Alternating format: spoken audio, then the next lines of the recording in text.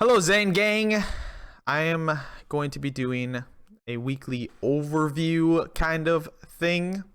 I would like to do this more often, hopefully maybe weekly. I don't know if we could do it weekly, I don't know, bi-weekly something. I don't know, it's normally a patch notes thing that I do, but this time, since there wasn't patch notes, we're just going to go over some things that you guys have been asking me and I'm sure you're curious about. Here are the stuff I want to go over. We got Terror. By terror, I mean the anointments I want to go over and how I want to use it in the future. We're going to go over the anointed event, and then we're going to go over this week's event for the anniversary event, and I'm going to go over how I felt about the whole anniversary event in a whole. And then for the very last thing, I'm going to go over the new thing called Takedowns. Enjoy the video. All right, for the first thing, which is Terror, I'm just going to show you a little gameplay on where I'm getting with it. I'm pretty excited. It's looking pretty awesome right now, so enjoy the little clip I have. All right, here we go. Here's our modifiers. We are neutral. We're going to sit here and grab some Terror for a second. We have a loaded dice on, that's why our health's so low. Wait for it to regen. We can't get our Terror as quick since we don't have the band of Sidorak. Our shield's not being as fast, but still being good. We're gonna go for one more. Alright. After this, let's go try to kill some things quick. Just want to show a little bit of my progress with Terror so far. So right now we have a crit damage Terror boost on our Helix, and we have ammo regen on our shield.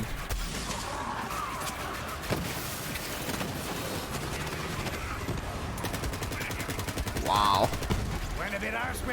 No need to reload.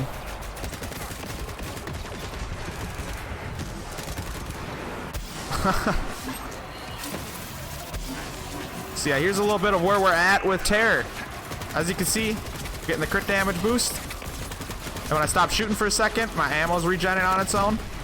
And I'm playing Zane with nobody else in here. Now, no, this isn't the best gun combo.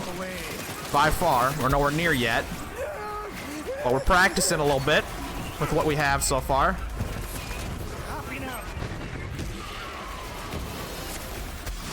I have so many things I want to do with this. This is already just a good combo off the start, though. Alright, I'll show you guys the combo right now, quick. Let me switch sides so it's easier to see. So we got our Helix, which is giving us crit damage boost. The more Terror I have, the higher the bonus. We have our Black Hole, which is giving me ammo regeneration. The more Terror I have, the higher the bonus. And then we have my Epicenter, which is on action skill end, apply Terror to yourself every 5 seconds. So I'm giving myself Terror, which is giving me ammo regeneration, which is giving me crit damage on the Helix on a Zane. Imagine this on Flak. Here's where we're at on Terror. There is going to be some crazy combos in the future that I'm going to make. So, Gearbox released a tweet on the 28th, so 2 days ago, saying this past week, during the Borderlands anniversary event, specific Mayhem modifiers with weapon penalties were reduced, and there was an increased chance for anointed gear to drop. We've been listening and will not be reverting them back to their previous values. This is pretty awesome. I'm excited. They did fix a little bit of the Mayhem modifiers. I noticed after playing a bit, like the minus 50% gun damage were down to 20%. I know the normal bullet went down to 45% instead of negative 70. So that's really nice. The anointed drop rate went from 1 in 25 to 1 in 3. 1 in 3 for me. That's probably not the exact value, but it definitely went way over half, and I'm so glad this is staying as an event, so you guys can know that and be thankful that forever the anointed drop rate will be increased from the original state of the game. So feel free to farm whenever you want. I was in a rush towards the end of that event. I kind of thought like, oh, if I don't get my anointed gear now, I'm not going to at all. Well, that is not the case. These rates will always be increased. I'm pretty happy about that. All right, so we are on the final week of the Borderlands anniversary celebration. We went through 5 weeks of some fun events. The very first week was bonus boss loot, where there was specific weapons from certain bosses, and they had increased chances to drop legendaries in general. That event wasn't very good. I don't know why, but it wasn't. Week 2 was rare spawn hunt. All of the rare spawn enemies had like 100% spawn chance and a really high chance to drop their equipment. That event was amazing. That's where I got my band of Sidorak and my crossbow and a few other cool weapons. That event was really nice. Week 3, we had Show Me the Iridium. That event was pretty crappy.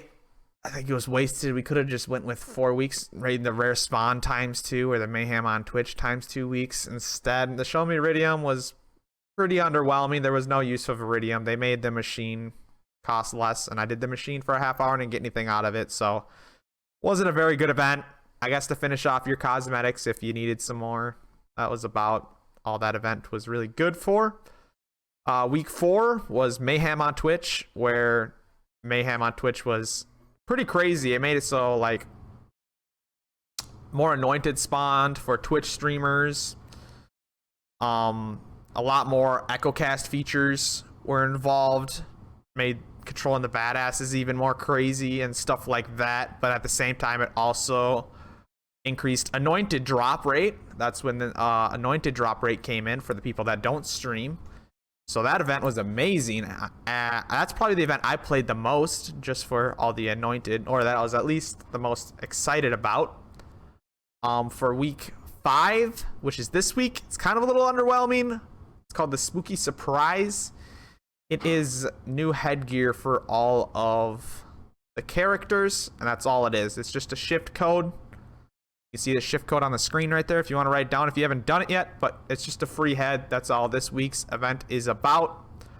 I am honestly very happy with this schedule of events they did. It means they will be doing more stuff like this in the future, which makes me really excited that I don't know if there's ever going to be a week we don't have new content, which will make me keep playing at least. It can make me stay here, you know.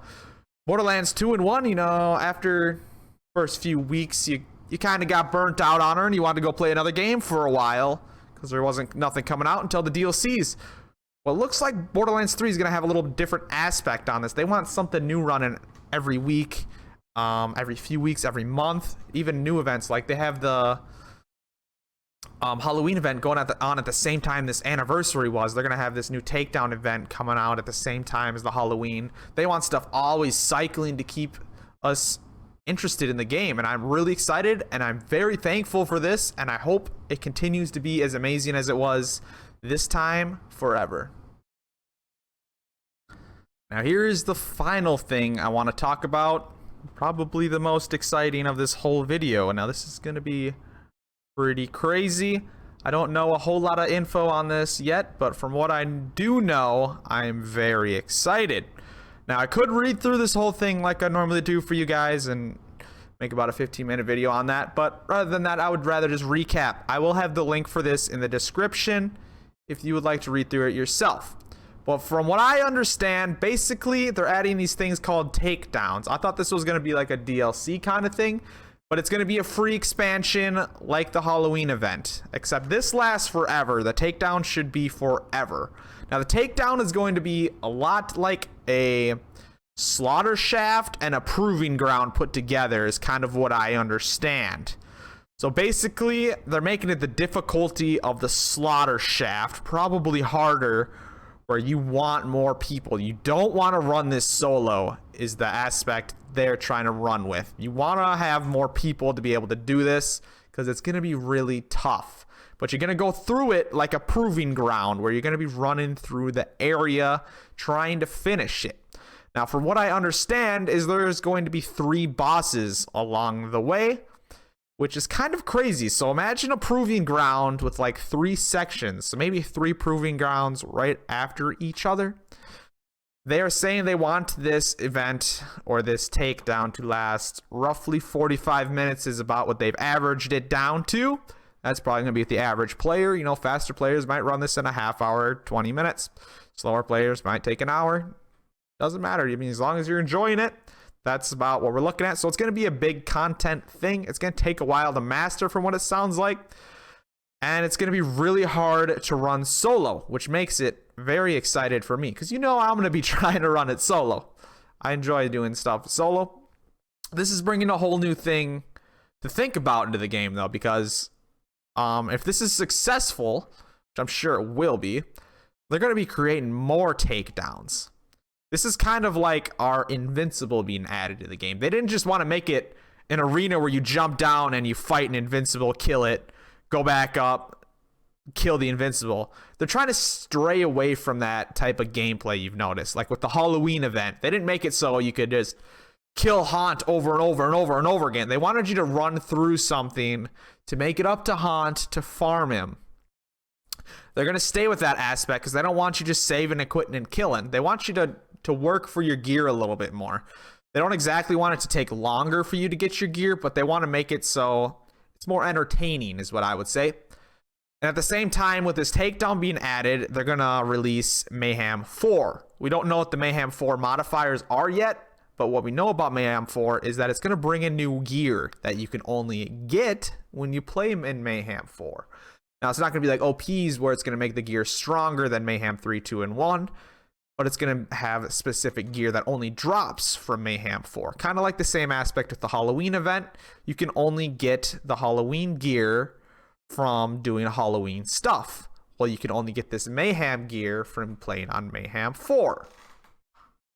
Alright, so, as I explained, the idea is you're going to be running through a proving ground. You're going to kill a boss. You're going to run through another proving ground kind of deal. You're going to kill another boss. You're going to run through a last proving ground. I believe this is how it's going to work. You're going to run through a last proving ground, and then you're going to fight the Invincible. Now, this is the Invincible. You can also click on the link and go look at him. But he's this big robot type of deal. He kind of looks like a bigger version of 001 from the Borderlands 2 DLC.